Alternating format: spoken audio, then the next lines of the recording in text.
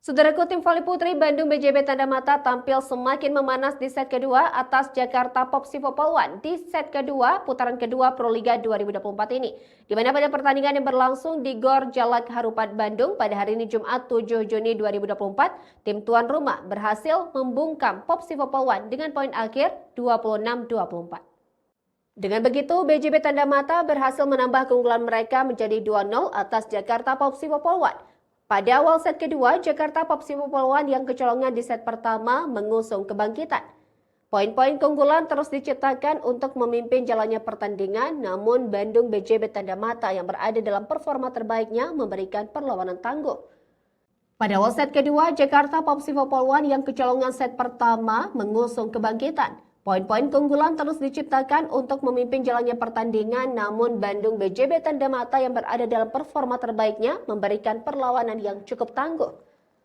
Tim diperkuat oleh Hana Davis Kiba ini memepet keunggulan Jakarta Popsivo Poluan yang berupaya memberikan jarak dengan kedudukan 8-7. Selanjutnya, 1 poin Hana Davis Kiba berhasil menyeret persaingan atas Jakarta Popsivo Poluan di angka 8-8.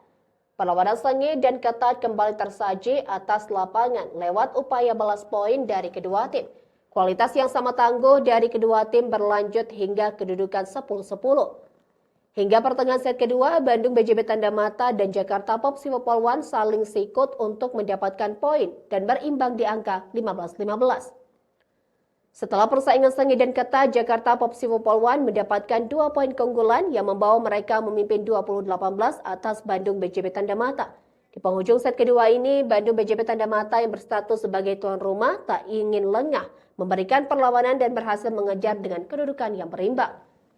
Bukan Irina Voronkova kembali membuahkan poin keunggulan bagi Jakarta Popsivo Poluan di tengah kondisi kritis. Tetapi tuan rumah lagi-lagi membayangi dan menjadi ancaman bagi Popsivo Poluan yang selama ini menorehkan rekor sempurna.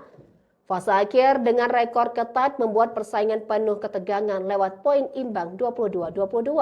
Berbalik unggul, Bandung BJB Tanda Mata membuka peluang dan dituntaskan performa impresif Hana Davis Kiba mengantarkan mereka mencapai set poin.